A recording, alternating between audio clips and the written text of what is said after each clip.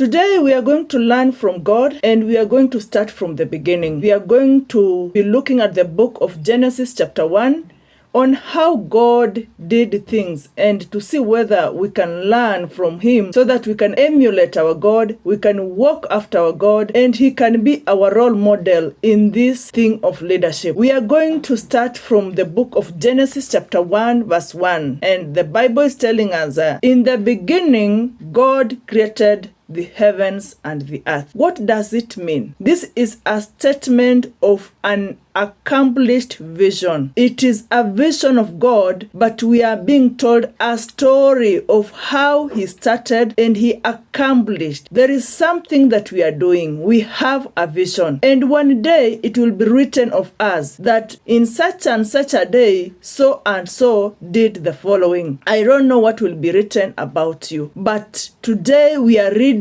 what was written about God, that in the beginning God created heavens and earth, a statement telling us what God did in the beginning. So God had a vision, but how did the vision come about? How did he get the vision so that he was able to create heaven and earth? Let us move to Genesis chapter 1 verse 2. Message Bible. Earth was a soup of nothingness, a bottomless emptiness, an inky blackness. God's spirit brooded like a bird above watery abyss. Amplified Bible, it says, the earth was without form, an empty waste, and darkness was upon the face of the earth with great deep. The Spirit of God was moving, hovering, brooding over the face of the earth. This is a description of the problem that God is facing, and he's narrating what was there in the beginning before he started step 1 of accomplishing the vision he had. This is how things were. We are told the earth was without form, an empty waste, full of darkness. Only the Spirit of God was hovering there. We are told it was a soup of nothingness, a bottomless emptiness, inky blackness, without form. Sometimes in life you want to do something and you realize there is nothingness. It is formless, it is empty, it is darkness, it is deep. What do? This is a place where we learn from our God. There are so many alternatives. He would have looked at this problem and said, what is it in for me to create the world? What will it gain? What am I going to gain? He would have also looked at it and said, it does not concern me. Am I the only one present here? Many a times when we face problems like what God is facing right now, many a times we take different alternatives, and the decision you make as a leader is what will make you be remembered, like the way we are remembering God with creation, or even we do not remember that you once existed. Problem solving is what makes one great. Offering solutions is important. There are so many problems that we face here on earth, and we are here as leaders also to face and solve those problems. And we are learning from God on how to solve problems. For example, we are seeing in this verse, God listed the problems that were before him. He listed them one by one. The earth was a soup of nothingness. It was bottomless. It was emptiness. It was inky blackness. It was without form. It was deep. There was water. And so this is the problem that God has. As we learn from God, whenever we want to become effective leaders, we need to know our problems. Do you know your problems? Do you know what you are there to solve? Do you know why you are a leader in that particular place? And if you don't know, do a self-check. Evaluate yourself. Why are we here in the first place? Narrate your problems one by one. Talk about them. List them down the way God listed them down. It is writing your problems that will give you a vision of what you want. You cannot say, I have a vision, when you don't have a problem to solve. A vision solves a problem. A mission solves a problem. We are told in verse 3, and God said, let there be light. This is step 1 of problem solving. We are told a number of things and how God solved these things one by one. First thing God is doing in this thing is this: let there be light. Why was God building the light in the first place? Why not man? Why not plants? Why not water? But light. After listing the problems we have, we need to arrange them according to priorities. What are we going to do first? What are we going to do second? So that the things that are to be first becomes first. When we see God doing these things, there is no confusion at all, because the first thing, the light, we depend on the light to do the rest of the things. Things that will come, they will need light. Priorities. List your priorities. Arrange your things according to your priorities. Don't just do things. Do them according to the priorities. After listing the problems, arrange them. Which one is more urgent? Which one is not urgent? Which one is to come first? Which one is to come last? That is what God is doing from verse 3 to verse 26. He is doing these things systematically in an orderly way, one after the other. He did not multitask to some extent, but there is a place we shall see he multitasked. There are places we need to multitask, and there are other places we just need to do one thing at a time and accomplish it. And when God is doing this thing, one thing at a time, we are seeing him evaluate these things. We are seeing him look at these things. And we are told in verse 4, and God saw the light that was good and divided the light from the darkness. After God creating the light, he tested the light and he saw the light was good. And seeing that the light was good, he divided the light from the darkness. Step after step. Do we do our solutions step after step? That is a question to ask yourself as a leader. That is a question to look at as a leader. Don't just say, let us start from anywhere. Let us just start. You start from anywhere. No, it is not starting from anywhere. Arrange your problems starting from priorities to list priorities. Those of high priority, those of medium priority, and those of low priority. List them one by one. And God saw the light that it was good, and God divided the light from the darkness. It is like everything is being done by God. He is doing almost everything. What does it mean? He is taking a lead. As a leader, to solve problems, in problem solving, you just have to take a lead. You just have to be on forefront. Most of the things you will have to do them. God is doing them one by one. You will just have to do them. However, as we go down and down and down, you realize in verse 26, it says, and God said, let us make man in our own image, after our likeness, and let them have dominion over fish, over the sea, and over the fowl of the air, and over the cattle, and over the earth, and over the creeping things that creepeth upon the earth. I am interested in this statement because up there we have been seeing God said and God said. But in this verse 26, he is not saying. This verse, and God said, let us. It is a conclusive conversation, conclusion of a discussion. It means they have been just having group discussion. They have had a postmortem of what they have been doing. It is a conclusion of a discussion.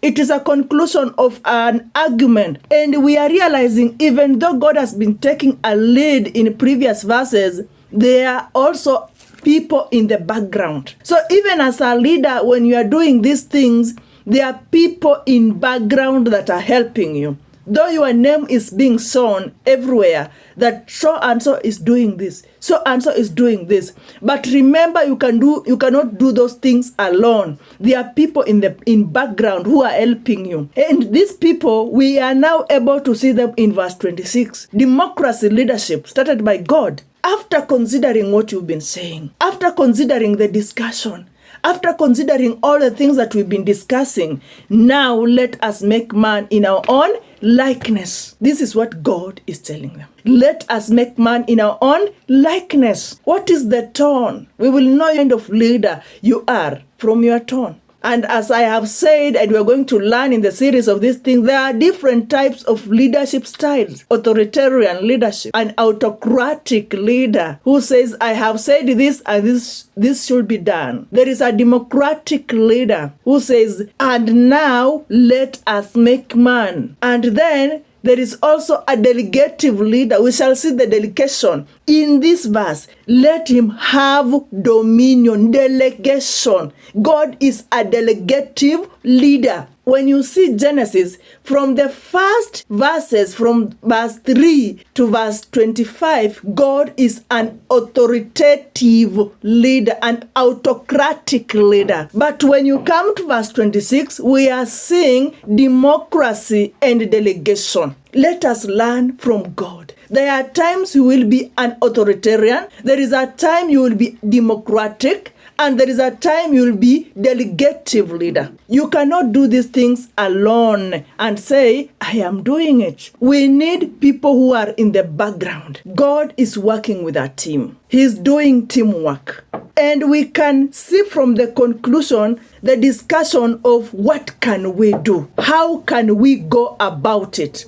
And the conclusion is, now let us make man. They are saying, let us make man and give him responsibilities. Why are they making man? And remember, this is the 6th day. Why? Succession plan. Do churches have succession plan? You know, you are not going to be a leader forever. One day, you will just have to speak like Jesus and say, for sure, my heart is willing. My heart is willing, but my body cannot make it. We are talking about succession plan. What about succession plan? A time came when Jesus said, my heart is willing, but my body cannot make it. A time comes in this world when the heart is willing, but the body cannot take it anymore. And that is why, if you are a good leader, there must be a succession plan. And we are learning from God, from his succession plan. Even though God is eternal, you know, he's planning for a rest. He will not be working and working and working. We need to have rest at some point. And that is where now God is creating man. What does creating man mean? Creating man means that we want to create people after our own mind, after our own likeness, a person who is thinking like me, a person who has a vision like what I have, a person who is going to walk like the way I'm walking, a person who is going to think like the way I'm thinking. He is going to accomplish what I have not accomplished. Man has continued to create, even though he failed at some point, but he has continued creating. If there is anything we call man-made, even the robots, even the artificial intelligences, man has continued to create. Why? Man thinks like God. God created man. Creating man means to mentor someone, to disciple someone. This someone may think like you. This someone may read your vision and run with it, according to Habakkuk chapter 2. That write your vision down, that whosoever reads the vision will run with it. God is creating this man, telling him what he should do. You will have dominion over all. You will name them. You will name the plants. You will name the fish. You will name the animals. Giving this man responsibility is giving God rest. Because God could have continued by naming and doing everything as he has been doing. But he's thinking, I need to rest.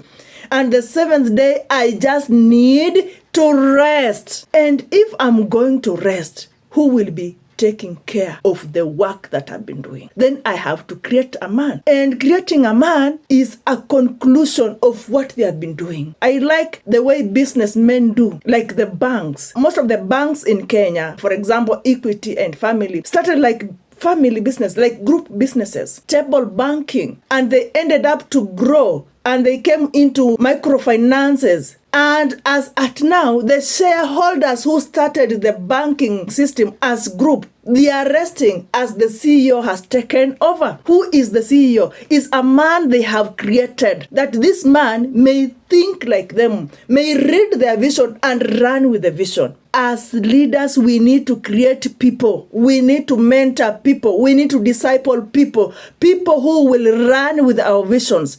People who will continue what we are seeing, as either we rest or walk with them. But we need to create them. When God created Adam, he did not just say, have dominion. He took him time mentoring him, because we are told in the evening he could come and have fellowship with man. What does it mean, coming in the evening and having fellowship? It is a postmortem of what are the activities we did during the day. Did they work or they did not work? Where was the problem? Were you able to go about things well? Were you overwhelmed at some point? Every time as a leader, when you give and delegate duties, have a time to look back on what you have been doing. Have a time to do a post-mortem. That is where the fellowship was coming in terms, in the context of leadership. I gave you this and this and this. How did you go about it? Was there anything hard? Can I help you? Were you able to name the animals?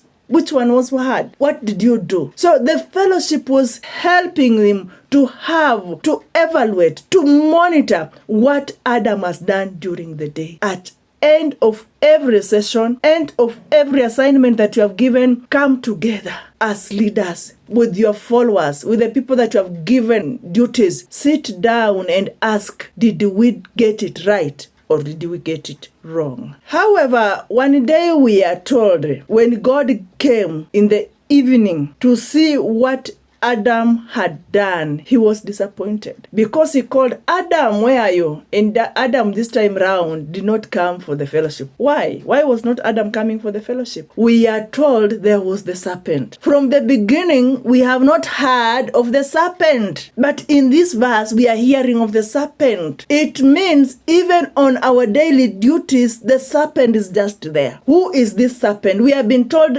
as leaders, we know who is the serpent. The one who was thrown from heaven, the one who was fighting and he was thrown here on earth, and so the trouble would be here on earth. This is the serpent we are talking about. We are not talking just about the snake. We are talking about the spirit of the snake. So the spirit of the snake realized that it cannot convince God to leave the vision, but it can convince the person God has mentored, the person God has created. And that is why the Spirit is coming through the creation of God. So these people that we are creating, they are like us. They may not be as firm as us. We are the people who have the vision.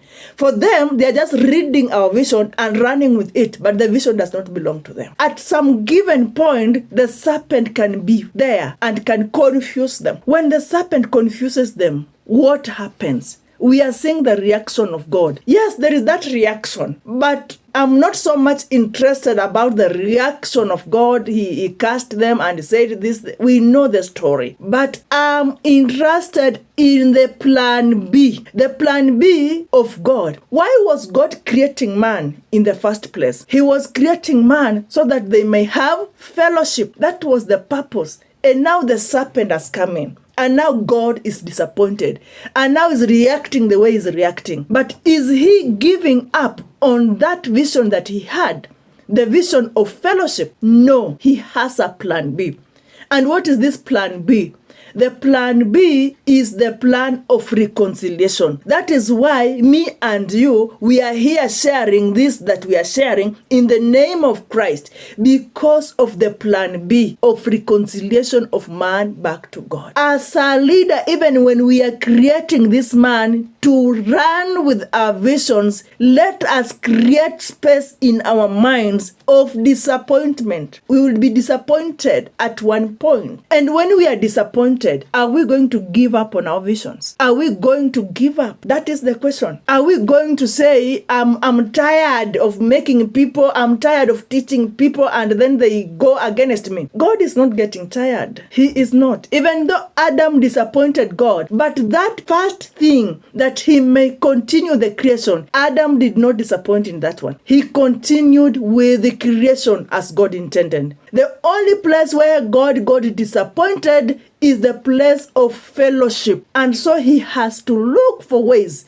he should reconcile this man back to him, or else this man will continue doing the work that God is doing in the name of the serpent. So the people you are creating may continue with the business that you are doing in the name of the other party. Look for reconciliation. The problem may be as big as whatever, but I believe in possibilities. I believe in possibilities. Look for reconciliation. Look for plan B. In short, I'm speaking of plan B. And the plan B of God was to reconcile man back to himself so that the fellowship may be there. So we finish this story of God as we plan to go to learn from another leader, the story of Genesis chapter 1. From this story, we are learning the verse 1 is the statement showing the vision of God to create heaven and earth.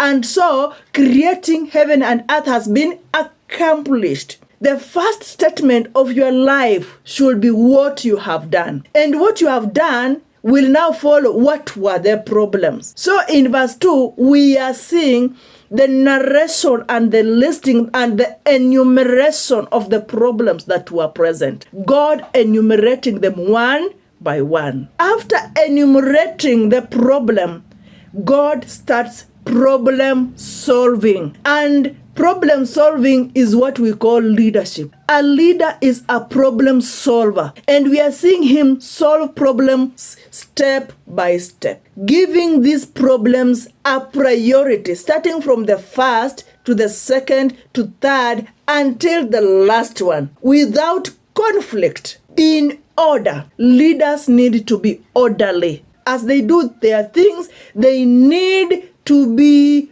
orderly. After God doing them in order, we are seeing every step God doing self-evaluation, evaluating, monitoring what he has done. He looks at what he has done and says, it is good. Even when he's creating man, he created man and came to look at man and he said, it is not good for a man to live alone. That is evaluation. Do you ever evaluate your work? After evaluation of the work, he fitted in. When the light was good, he separated light from the darkness. When the earth was good, he separated the earth from the waters. After evaluation and it is fitting in, fix it in, implement it, let it be part of the work. Cherish much teamwork. Even though in the first verses we've been seeing God as an authoritative leader, in verse 26 we have seen him a democratic leader. He used to discuss with his team, what shall we do? And conclusively they say, let us make man. They are also delegating duties to man. What will be man doing? He will have dominion on this, on that. God is an authoritative leader.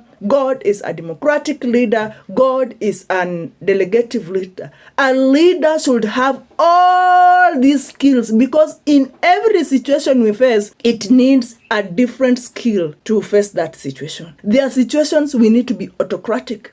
There are situations we need to be democratic, and there are situations we need to be delegative. But you will be effective if you know where, when, and how to apply them. Learn. A good leader should be a learner. A good leader should be a listener. A good leader should be a self-evaluator and ready to take risk. God was ready to take risk. We are seeing the element of discipleship and mentorship when he is giving man duties and responsibility in the Garden of Eden. He is coming every evening to have a fellowship with man. Have a post-mortem meeting with your leaders. We are also seeing God disappointed. You are not the first person to be disappointed. God was disappointed. And we are seeing how he's dealing with the disappointments. as a leader, be ready to have disappointments. The disappointments will be there, but be ready to deal with them in a positive way. Let us meet again in the next lesson as we learn from his son, Jesus Christ. God bless you. Have a nice day.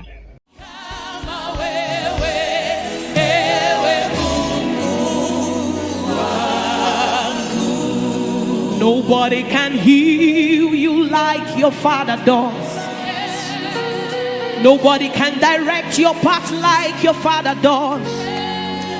Nobody can make a way like your Father does. Nobody can do the things he does. Nobody